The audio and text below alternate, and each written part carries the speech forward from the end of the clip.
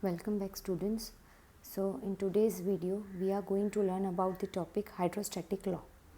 So this law describes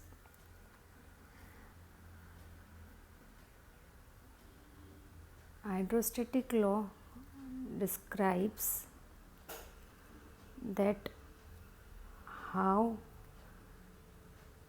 pressure changes, or in other words we can say increases,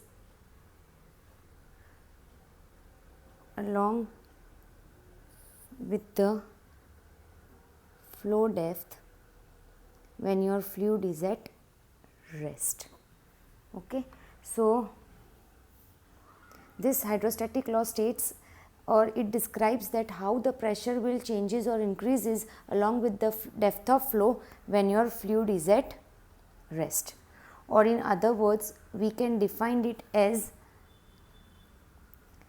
the rate of increase of pressure in vertical downward direction must be equal to specific weight at that point. So mathematically it is described as dP by dz is equals to minus W, where W is the symbol for specific weight, or instead of this I can also write as minus rho into G, where dP by dz is the rate of change of pressure with respect to vertical depth Z. Okay. Rho is the density of fluid. In our cases the fluid that we are considering is liquid, and that in liquid we are mostly considering it as water, and G is the gravitational acceleration. Okay. So what we can interpret from this equation? We can interpret from this equation that pressure increases along with the depth of flow in a fluid, and this negative sign indicates that as we move downwards the pressure will increase. Okay. So if we integrate this equation we can get the hydrostatic law, which is P is equals to rho GH, where P is the pressure intensity of fluid, rho is the density of fluid, G is the gravitational acceleration, and H, or here instead of H I can also write as Z, which is small p is equals to rho GZ, where Z is the water column.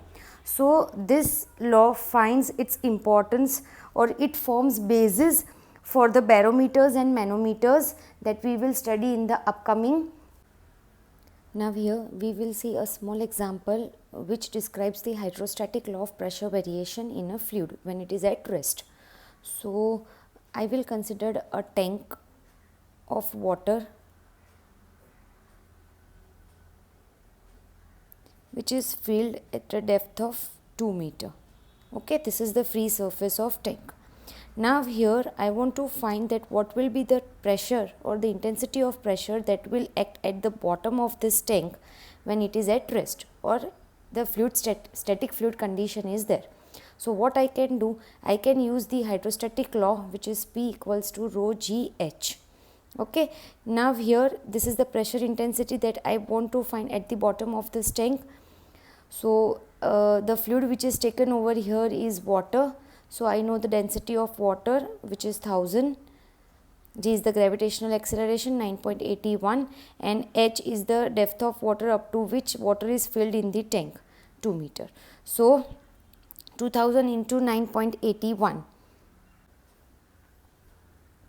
So 19620 Newton per meter square, or in other terms we can write it as 1.9620 Newton per centimeter square will be the total amount of pressure that will act at the bottom of this tank. And if I'll draw the pressure intensity diagram for this tank, then if I'll draw it over here, then at this point the pressure intensity will be 0, and as we will move down, the pressure intensity will increases, and it will be P is equals to 1.9620 Newton per centimeter square at the bottom of the tank.